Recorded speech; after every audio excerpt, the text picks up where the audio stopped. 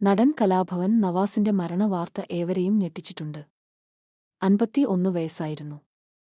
അഭിനയിച്ചുകൊണ്ടിരിക്കുന്ന പ്രകമ്പനം എന്ന സിനിമയുടെ ഷൂട്ടിംഗ് കഴിഞ്ഞ് ചോറ്റാനിക്കരയിലെ ഹോട്ടൽ മുറിയിൽ എത്തിയതായിരുന്ന നവാസ്. മുറിയിൽ മരിച്ചു കിടക്കുന്നത് ആദ്യം കണ്ടത് റൂം ബോയ് ആണ്. ഹൃദയാഘാതമാണ് മരണകാരണമെന്നാണ് പുറത്തുവരുന്ന വിവരം. മിമിക്രി കലാരംഗത്ത് വർഷങ്ങളുടെ അനുഭവസമ്പത്ത് കലാഭവൻ നവാസിനുണ്ട്. ഈയടുത്ത മരണം പ്രവചനാതീതമാണെന്ന് കലാഭവൻ നവാസ് പറഞ്ഞിരുന്നു. കലാഭവൻ നവാസ് അന്തരിച്ചു. ഞെട്ടലിൽ സിനിമാലോകം വിടവാങ്ങുന്നത് അനുകരണകലയിൽ വ്യക്തി മുദ്ര പതിപ്പിച്ച താരം. ഞാൻ ഈ നിമിഷത്തെ വിശ്വസിക്കുന്ന ആളാണ്. ഇപ്പോൾ നമ്മൾ തമ്മിൽ സംസാരിക്കുന്നുണ്ട്. ഞാൻ തിരിച്ചു വീടെത്തുമെന്ന് എനിക്ക് യാതൊരു ഉറപ്പുമില്ല. ഇന്ന് കാണാം എന്ന് ഇന്നലെ പറഞ്ഞു, പക്ഷേ ഇന്ന് കാണാൻ പറ്റുമെന്ന് യാതൊരു ഗ്യാരണ്ടിയുമില്ല. അത്രയേ ഉള്ളൂ നമ്മൾ. ആ നമ്മൾ എടുക്കുന്ന തീരുമാനങ്ങളും കാര്യങ്ങളും എന്തുമാത്രം പ്രാവർത്തികമാക്കാൻ പറ്റും എന്നതൊക്കെ നമ്മുടെ ദീർഘവീക്ഷണമാണെന്ന് കലാഭവൻ നവാസ് അന്ന് പറഞ്ഞു.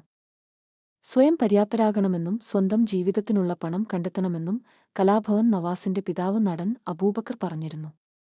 നമ്മുടെ ജീവിതത്തിലെ അനുഭവങ്ങൾ കൊണ്ടും അത്രയും അനുഭവിച്ച കഷ്ടപ്പാടുകൾ കൊണ്ടും പറയുന്ന കാര്യങ്ങളായിരിക്കാം. ഞാനും നിയാസുമെല്ലാം സഹോദരൻ വന്ന വഴികൾ വളരെ അപകടം പിടിച്ചതാണ്. അവസ്ഥ വളരെ മോശമായിരുന്നു.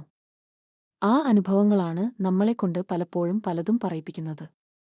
കുടുംബത്തിന് പുറത്തൊന്നുമില്ല, പ്രകൃതി നിയമമാണ്. വിവാഹപ്രായം എത്തിയാൽ നമ്മൾ വഴി തെറ്റാതിരിക്കാനും സ്വസ്ഥ ജീവിതത്തിനുമാണ് കുടുംബമെന്ന സങ്കല്പമുണ്ടാക്കിയെന്നും കലാഭവൻ നവാസ് അന്ന് പറഞ്ഞു.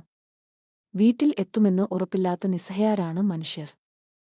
നമ്മൾ ഒരു പവറിൽ വിശ്വസിക്കുന്നുണ്ടെങ്കിൽ നേരം വെളുത്താൽ നേരം വെളുത്തെന്ന് പറയാം. ബാക്കി ഒന്നും നമ്മുടെ കൺട്രോളിൽ അല്ല.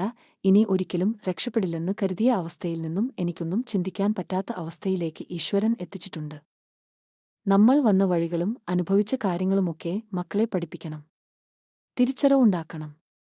നാളെ അവർക്ക് അതുപോലെ എന്തെങ്കിലും സംഭവിക്കുമ്പോൾ പിടിച്ചു നിൽക്കാൻ പറ്റണമെന്നും കലാഭവൻ നവാസ് പറഞ്ഞു.